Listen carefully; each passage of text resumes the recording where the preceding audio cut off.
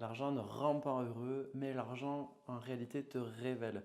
Dès l'instant où tu as énormément d'argent, en fait, tu peux te mettre à fonctionner sans limite et donc en fait, tu peux montrer ta pleine nature. C'est exactement pareil en amour quand tu es en couple. De la même manière qu'on n'associe pas donc l'argent et le bonheur, même s'il y contribue parce qu'il te rend plus libre, d'être en couple, ça ne contribue pas non plus à ton bonheur.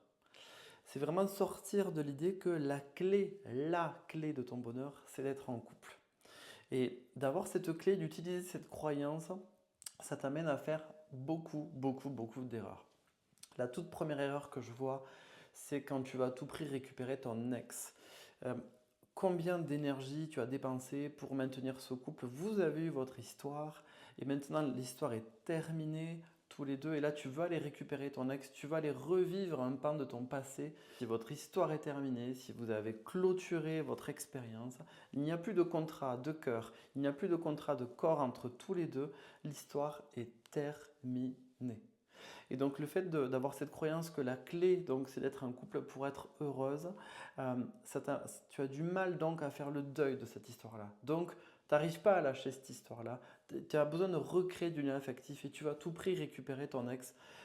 Pour moi, c'est vraiment une zone de souffrance qui est hyper importante, qui est vraiment stimulée par cette croyance-là. Deuxième chose, ça t'amène à accepter dans ton couple, donc qui existe et du coup tu es heureuse, à accepter dans ton couple des choses qui touchent à tes limites et qui sont inacceptables. Et donc, tu dis que si tu commences à créer des conflits autour de choses qui sont inacceptables, ça peut mettre à mal ton couple et donc du coup, toucher à ton bonheur. Donc, tu vas commencer à accepter des choses que normalement, hors contexte, tu n'accepterais pas. Et ça, c'est pour moi la deuxième erreur que l'on fait lorsque tu as ce type de croyance en réalité. Et enfin, pour les célibataires, si tu n'es pas en couple aujourd'hui et que tu as cette croyance-là, qu'en fait tu n'es heureuse que si tu es en couple, eh bien, tu peux te mettre une pression importante pour te remettre en couple. Tu peux même sentir une pression sociale où on te dit: ah ben tu es encore célibataire, ah mais tu n'as toujours pas rencontré quelqu'un et celui-là, est-ce que tu vas le garder?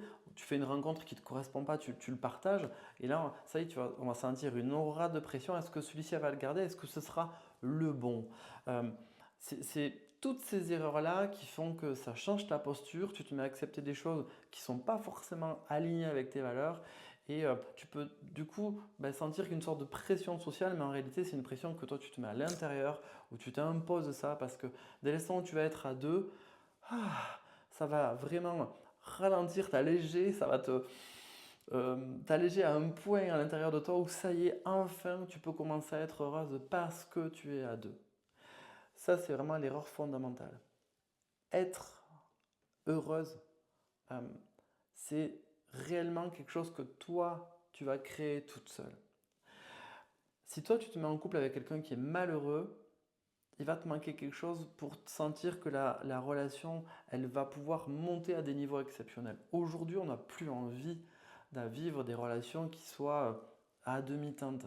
Même, tu vas à chaque fois pouvoir dire, mais j'ai fait une belle rencontre, il y a une belle connexion entre nous, il y a quelque chose de beau et de grand à chaque fois. Donc si toi, tu pars du principe que si toute seule, tu es malheureuse, c'est déjà te couper de pouvoir faire une rencontre qui t'emmène à ce niveau-là de relation. Euh, c'est important que tu te saisisses pleinement aujourd'hui, que tu te dises en fait comment je peux répondre à mes besoins de la vie de tous les jours, comment je prends soin de mon corps, comment je prends soin de ma santé, comment je prends soin de mon état d'esprit. Parce que toutes les croyances, elles sont stockées là-dedans. Si tu laisses pousser des mauvaises herbes comme je ne serai heureuse que quand je serai en couple, la mauvaise herbe va envahir tout ton état d'esprit. Ton focus, ce sera juste de trouver quelqu'un pour te voir à deux. Si toi maintenant, ton focus, tu enlèves les mauvaises herbes et ton focus, c'est tout simplement d'être heureuse. En étant heureuse, là, tu vas attirer à toi des personnes, des hommes qui ont envie de vivre cette relation au niveau où toi tu le souhaites aussi. Et à partir de ce moment-là, le focus, ce ne sera pas de te voir à deux sur l'image, mais tout simplement que d'harmoniser vos valeurs et de continuer à vous rendre heureux l'un l'autre et en plus de partager les niveaux de bonheur que va amener un lien affectif exceptionnel. Ce lien affectif-là, c'est un lien qui se construit, c'est un lien qui est mature, c'est un lien qui rajoute de la qualité, c'est un lien qui rajoute vraiment une vibration exceptionnelle dans ta vie. Tu vois qu'il ne s'agit pas tout simplement de se voir coller à deux et de voir après si on arrive à composer quelque chose de tout petit, tu vois, dans la vie.